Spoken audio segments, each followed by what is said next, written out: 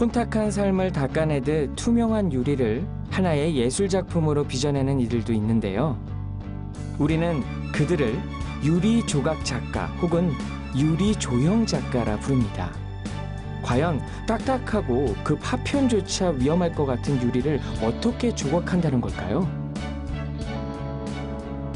경기도 안성에 위치한 한적한 시골 마을. 지형적인 특색에 따라 여우골이라고 불리우는 이곳에 젊은 날 트라우마를 극복하고 유리 조각 작가로서의 삶을 선택한 이상민 작가가 있습니다.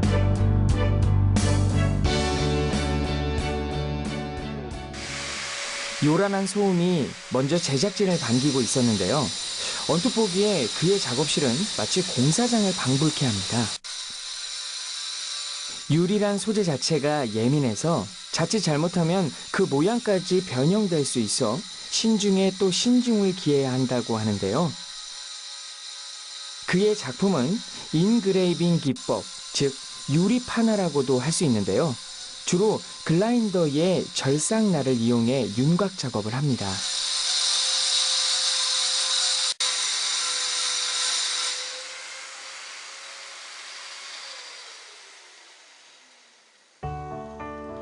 주변이나 서적에서 아이디어를 얻고 드로잉 작업을 한 후 1차적 선별 후 유리에 다시 크로키를 한 후 정확한 계산을 통해 깎는 작업 과정을 거치는데요.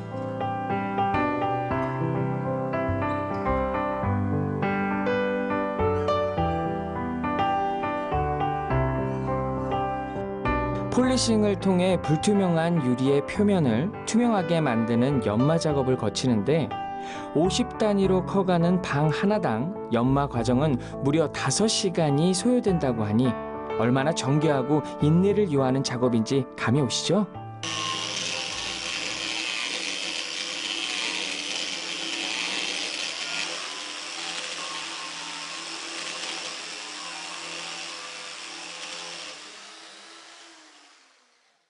유리 작업이 매우 어렵습니다. 어려운 건 뭐냐면 공이 많이 들어가는 거죠. 그 유리라는 것이 아주 묘한 놈인데요. 이 놈이 아주 정갈스럽고 아주 가볍게 보이고 그렇게 보이지 않습니까? 가식적으로는. 하지만 유리라는 것이 매우 단단합니다. 돌이랑 똑같은 자연 소재이기 때문에 조각하는데 매우 오래 걸립니다. 그래서 한 조각하는데 한 1, 2주까지 넘나들고 그리고 작업을 하고 있습니다. 그에게 유리란 소재는 쉽지 않은 선택이었습니다. 그 유리 조각이라는 게 일반 대중들한테는 생소한 분야잖아요. 근데 그 유리 조각가로 활동하시게 된 특별한 계기가 있는지 궁금한데요. 예, 이야기하면 약간 길어질 수 있겠는데 저한테는 약간의 유리라는 것은 트라우마가 있습니다. 제가 어렸을 때 중학교 2학년으로 기억되는데요. 우리 집에서 공놀이 하다가 어떤 아이가 공으로 유리창을 깨서 우리 아버님이 하도 엄하셔서 제가 그 유리 파편을 제거를 해야만 했습니다. 뭐 제가 키가 크다지 않아서 단신으로서 발다듬해서 올라가 깼는데 유리가루가 눈에 들어가게 된 거예요. 근데 무심코 유리를 비비게 되지 않습니까? 작은 병원을 갔더니 큰 병원을 가서 수술을 하는 도중에 다시 볼 수가 없다. 그런 절망적인 소리를 들었습니다. 이상민 작가가 유리에 대한 트라우마 극복할 수 있었던 이유, 바로 프랑스 유학 시절 교수님의 조언이 있었기에 가능했다고 합니다.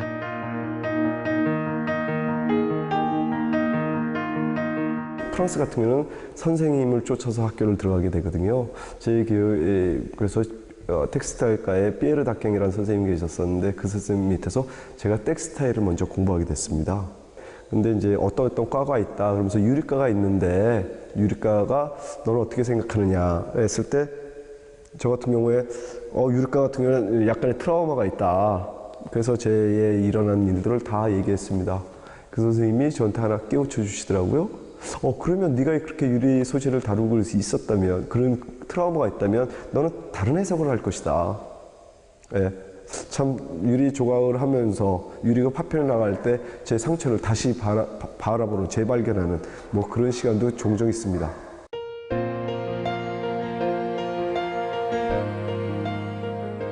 이상민 작가는 현재 중앙대 예술대학 조속과 교수로 재직 중인데요.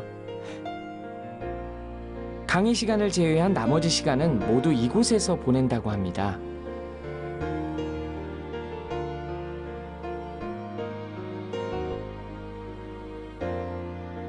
지금 보이는 이곳은 이상민 작가의 갤러리입니다. 외부에 전혀 공개되지 않은 오직 자신만의 개인 갤러리라고 하는데요. 그는 매일 이곳에서 자신을 평가하고 성찰한다고 하니 어쩌면 자신에게만은 철저히 가혹한 사람인지도 모르겠습니다.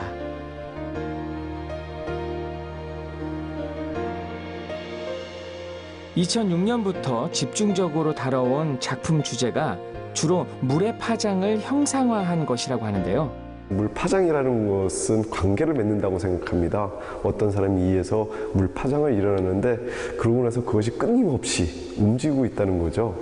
그래서 사람도 사람의 관계가 그거가 아닐까. 어떤 액션이 있으면 그 반응을 받고 그래서 어우러져 살아가는 것들의 마음을 그려놓고 있고요. 또한 이것이 유리를 놓음으로써 그전에는 사실 거울 처리를 하지 않았습니다. 이건 특별하게 이제 거울 처리를 해서 미러 처리를 해서 자아를 투영하는 나르시즘의 하나의 자학이 내 자신을 들여다보는 그런 작업으로 끌어가고 있습니다. 그런데 익숙한 작품 하나가 눈에 들어오는데요. 혹시 기억나시나요?